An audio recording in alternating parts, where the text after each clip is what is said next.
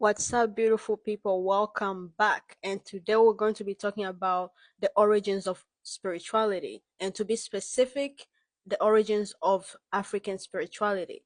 This video is mostly for Africans because Africans are the most religious people that I know, me included. I grew up in a very religious country. Like Uganda is one of the most religious country, and like they embrace every religion that you can think about.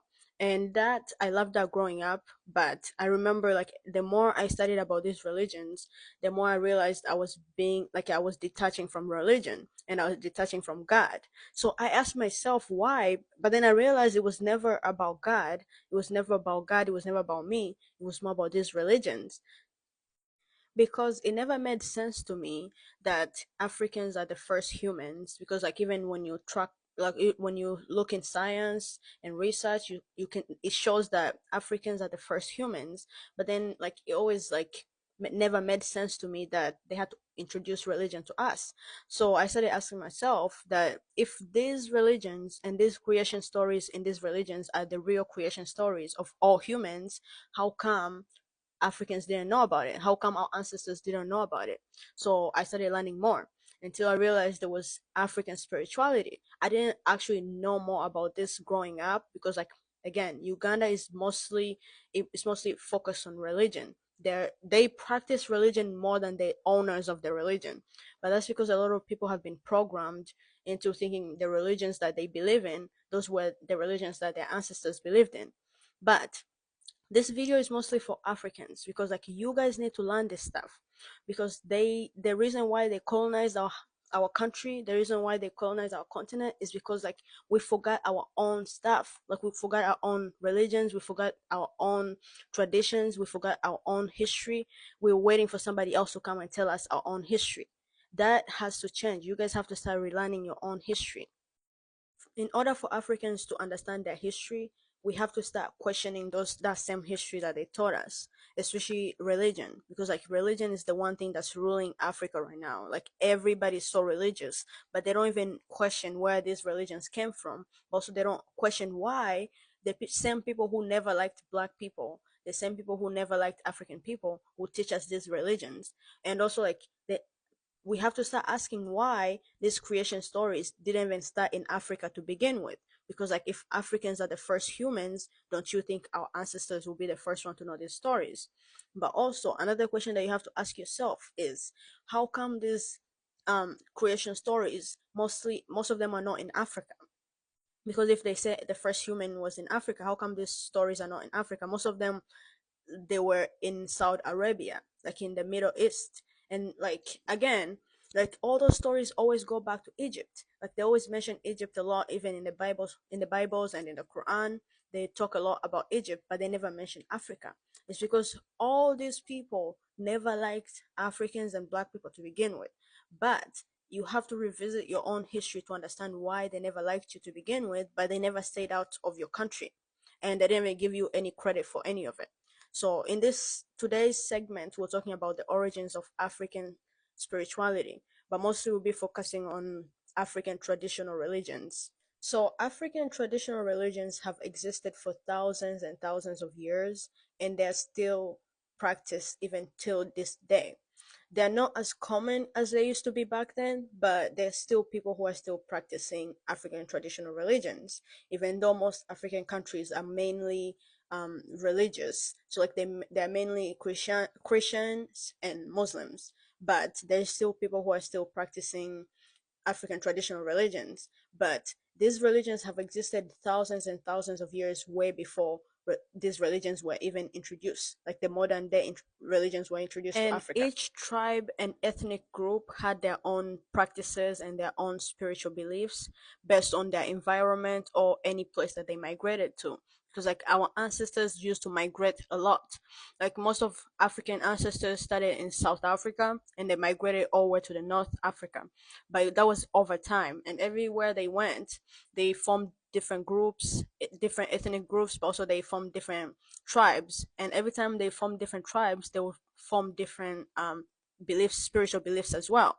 So like there was never like a specific belief. It was always freestyle. It was different beliefs. It was based on like their culture, it was based on the languages they spoke, it was based on the people around them, because like they mixed different beliefs, but it was always like the same kind of themes. So most of these African traditional religions, they didn't have a founder, kind of like how Islam and Christianity is, because like Christianity was founded by someone, something with Islam, something with most religions, but most African traditional religions, they were never founded by anyone. They just evolved over time naturally. So in the community. And they were always like started up by elders, because like elders were more connected to the spiritual world, and they were always responsible for teaching the young people and the young kids and the new future like generations. Most African traditional religions are mostly connected to nature, but that's because African societies mostly believe that nature has spirit. Also, like they believe that nature is we're connected to nature, like we and nature are one.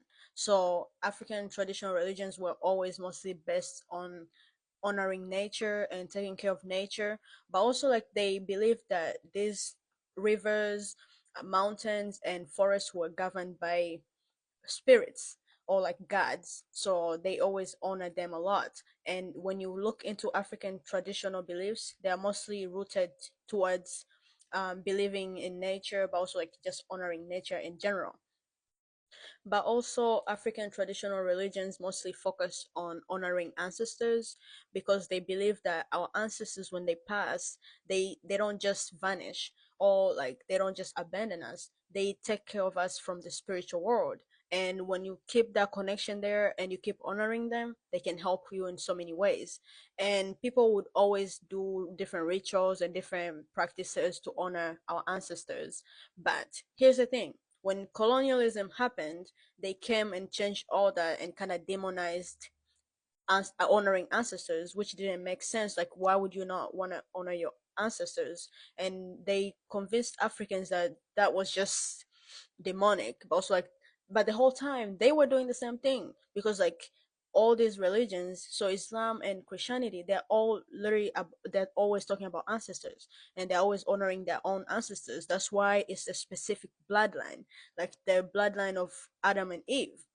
So even when you read through all of them, all the prophets that were sent, they were all connected to that same bloodline. So that's still honoring your ancestors. But that's the thing. They wanted Africans to forget about their ancestors, so they will be so busy worshiping other people's ancestors instead of focusing on themselves. Most African traditional religions focused on oral traditions as a way of passing down their information, but also like their beliefs. But when colonization came, they came with books, they came with holy books, they came with evidence to prove their gods and to prove their religion.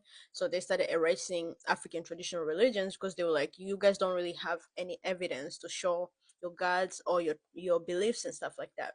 But the thing is, like, our ancestors were never, they were not stupid. They did everything on purpose. And oral traditions were always the best way to keep information going throughout generations, because books can be erased, books can be burnt, but oral traditions, they were always the best way to keep those messages going. That's why today there's so many people who have forgotten about their histories, because like they've told them like their history is mythology, which is kind of like the same thing they did to African history. They called all our history mostly mythology.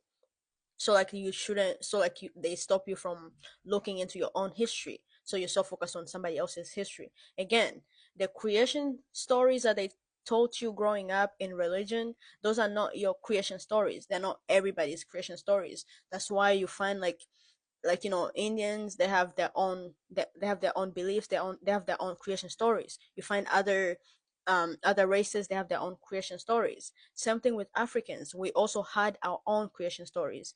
The creation stories in the Bible, they were never our creation stories. That's why they had to come and introduce it to our country. We didn't know that, like we had our own stories already, which they call mythology. African traditional religions mostly focused on different gods, which was this was called pantheonism. So pantheonism is like they had a pantheon, like a group of different gods responsible for different things. So they had like god of fertility, they had god of rain, they had god of nature, god of this. So they had different gods for different things.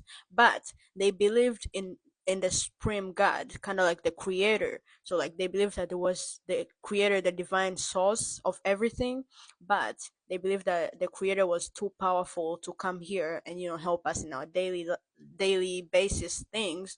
So the creator sends different gods. So like the small gods, what we know about small gods, but before, our ancestors didn't call them gods, they called them spirits. So they believe that God was sending different spirits to help us with different things. So like to help us with, like, in case of droughts, in case of famine. But then colonialism came, and they kind of introduced what was called monotheism. So monotheism is like the belief in one God, one supreme God, and they demonize all the other gods. But here's the thing: when you go back into history, like I'm talking about way before religion, way before the Bible, way before the Quran, all those things, there was, in every culture there was always these different gods or these different beings that came here and they helped us. Some of them called them angels, some of them called them gods, some of them called them spirits. But every culture has them, and not just in Africa but also like in other indigenous tribes as well. They all had stories about these different gods that came here. I mean, they named that mythology, but the only the only story they kept was the story in the religions, but it was all the same thing. But the thing is, like, these beings were actually just advanced beings from other star systems, advanced beings from other planets. They used to come here and like help us with agriculture. They'll help us with technology. They'll help us, like, solve different things because they were already advanced. But since our ancestors, I guess they didn't really have words to describe these beings, they call them different names. They call them gods, they call them spirits, they call them angels, they call them so many things. And most of these gods, when they came here, they kind of got caught up in everything and they loved the idea of being called gods. Like this, so like it became a whole thing. But African spirituality was always the main practice, and it was mostly focused on nature. Yeah, just you connecting to nature and connecting to the universe, but also just you connecting to something higher than yourself. Because that's kind of what spirituality is all about, you connecting to something higher than yourself. And it doesn't necessarily have to be God. It could be your higher self. It could be just the universe. It could be your divine team. Like there's so many different names for it. But religion was mostly introduced not to help us connect to God, but to help to keep us in separation. Because religion, as much as they talk about God, is mostly they're telling you that God is outside of you, but God has always been within you. You're connected to God. You're connected to the divine source. So that's what spirituality is all about. But we have to start relearning these things. Like you can't keep waiting for other people to come tell you your own history, like because like a lot of Africans don't even know this history. They don't know anything about African spirituality because they grew up in religious households, and it's not even their fault. It's just, like our parents grew up in religious households, we grew up in religious households, so like that's all we knew. But it's time to start relearning these things and telling the actual story and the actual history. And like you're going to understand why these people taught us their religions and they couldn't stay out of our continent even though they never liked us. Because like most of these people who introduced those religions to Africa, they never liked black people. They never liked African people. And also, like, you also have to relearn black people history. And when I say black people, I'm talking about anybody who is melanated, but they're not originally from Africa. So that would be the black Americans or any black people who are in the on the American continent. So there's so much to go deeper into that, but this is the part one of the origins of spirituality, and I'm gonna be talking about more information. So make sure you follow.